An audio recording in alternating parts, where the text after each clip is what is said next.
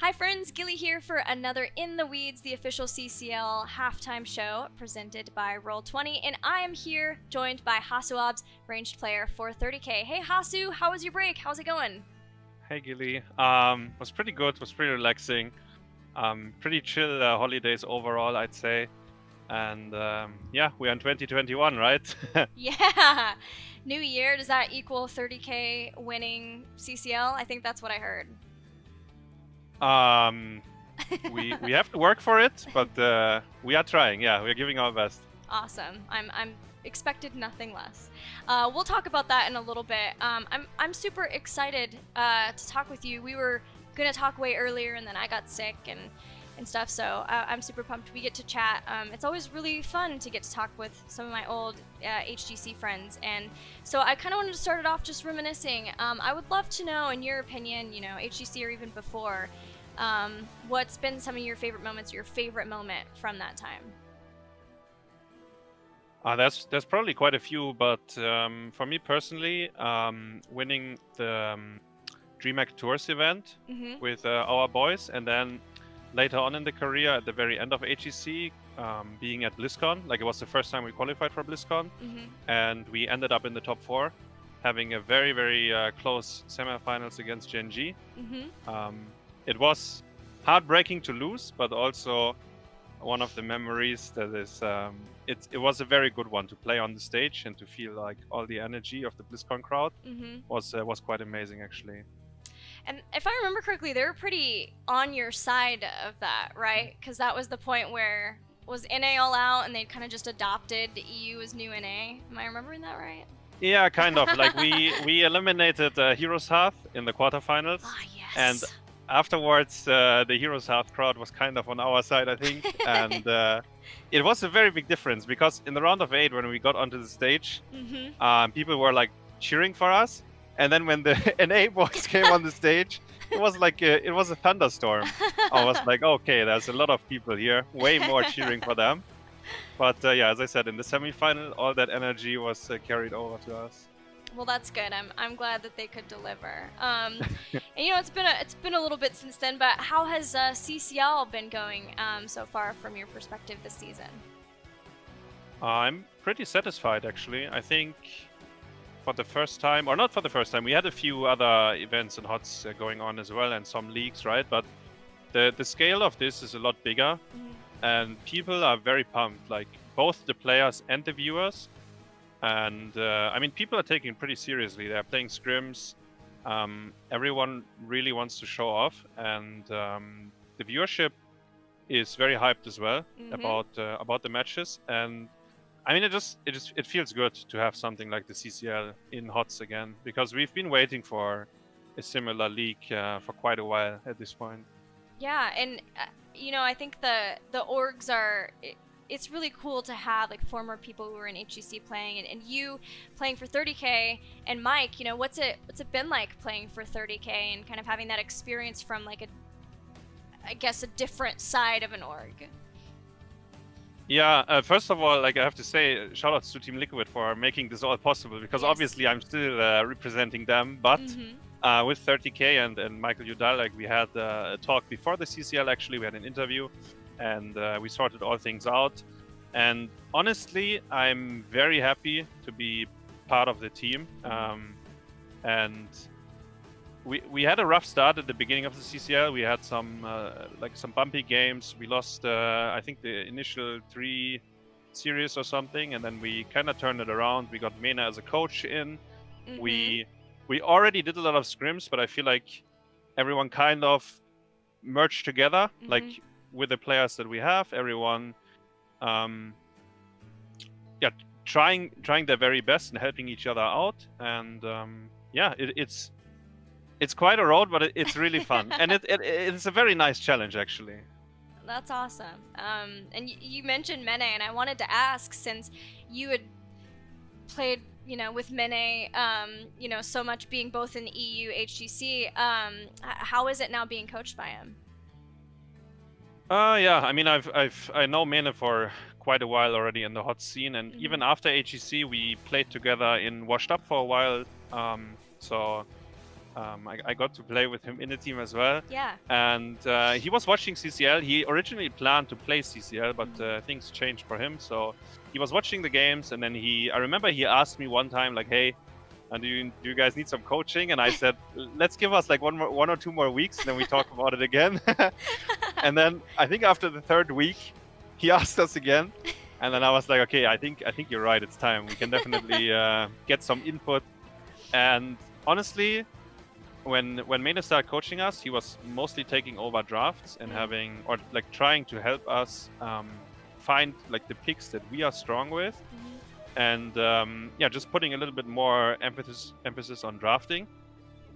And besides that, we do, like, since Mene is in, we do more like replay analysis, and we watch our matches a little bit more, and everyone is just trying to improve on the mistakes they've made the last series, right?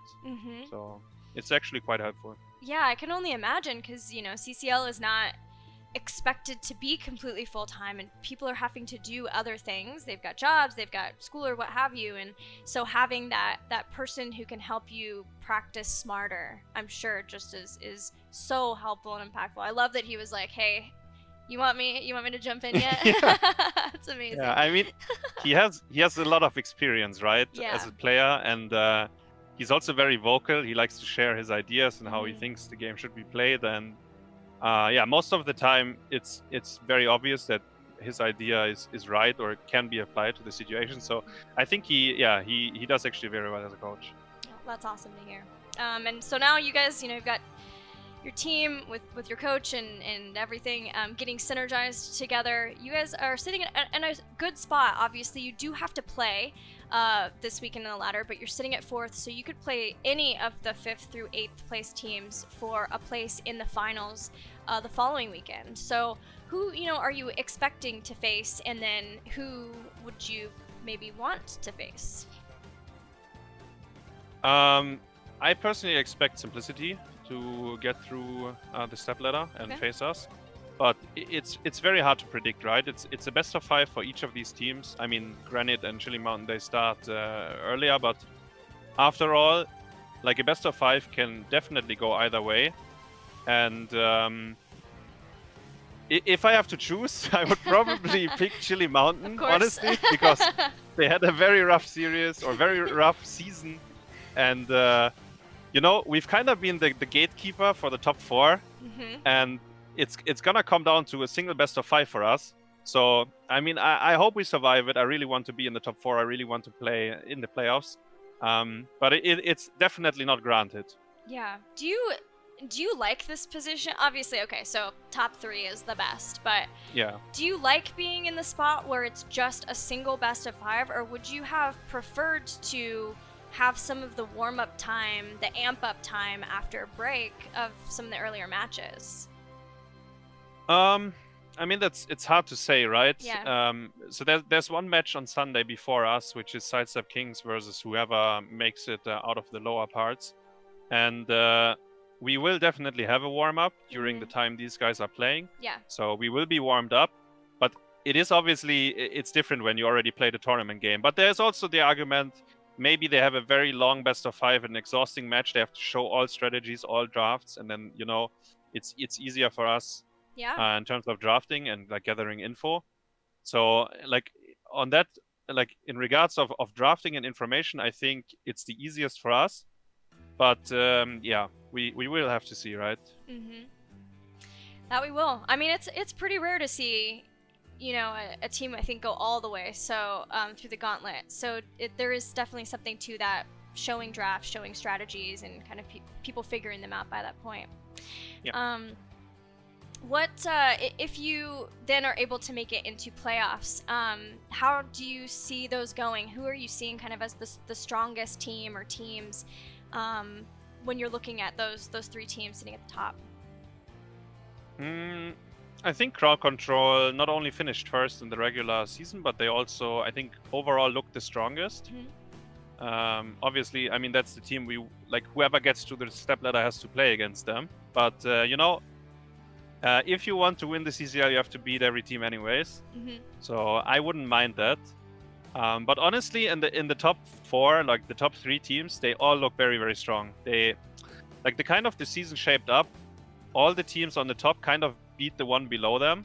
So it is for sure a very strong top 4, whoever gets through here. So yeah, it's very hard to predict for me. And it will make for a very exciting next couple of weekends.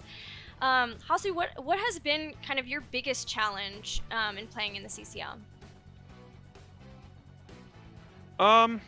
I think that the meta changed quite a bit actually since we started CCL, and then a team like HeroesHearth, for example, that seems to be very successful in the season, and they had like their very own meta, but it seemed to be very effective. Teams kind of picking up on it, and honestly, the meta evolved in a way that I didn't expect to be like that. And it's something we had to address in terms of like hero pool a bit, and like just be more open-minded, honestly, about some of the strategies and play styles. Because HOTS, since HCC died, did change quite a bit. Like Blizzard had some very big changes within the game, the experience, the towers, the forts, like these things. And I mean, obviously new heroes and balance patches, but yeah, it is a different game from what it used to be. And having a league like that where people actually practice and like really try hard to win again, yeah, you need to adapt. You need to see what's good, what's bad, and on top of that, keep in mind that the teams are drafted together, right? So sure, I know a few of them, like from the 30K roster, for example, but for the most part, it was actually a brand new team that has to get together and has to make it work. And across regions, right? Like you're playing with a ton of NA players with and against, and then we've got grassroots players from EU and North America. What has it been like for you two to play with and against so many NA players in a consistent manner? I think it's very cool to see that we have a HOTS tournament going on that is pretty global. Like Korea has only like 2 players in it, but I think it's very good that the regions are united right now, because HOTS is a rather small scene, and I think if everyone pulls together, it's actually very enjoyable. And some of the NA players are better than I thought, so so shout out to them. Some of them were completely like, I had no idea about certain players, but they actually are delivering week after week. So it's pretty cool to see. Like for my team, playing with BBJ, Liam, and Fury. Like Fury got in a little bit later, not at the very beginning, but Liam was the only player that I only knew slightly before CCL from the in-house games we played, but BBJ and Fury I already know from HEC. And yeah, I mean, they're playing with low ping, right, compared to us. So I'm pretty happy to have them in our roster. Well, we'll leave it at that then. Hasu, thank you so much for joining us. Do you have any shout-outs before I let you go? Yeah, thank you very much for having me. Shout out to the CCL crew for organizing the league, making it possible. It's been a blast for us. Shout out to the 30K boys. Shout out to Team Liquid. And check out my YouTube channel, guys. It's something new coming up. Liquid HasuObs on YouTube. Feel free to check it out. And yeah, thank you very much for the interview. Yes, thank you, Hasu. Thank you, everyone at home watching. I hope you enjoyed it, and good luck, Hasu, in your upcoming match.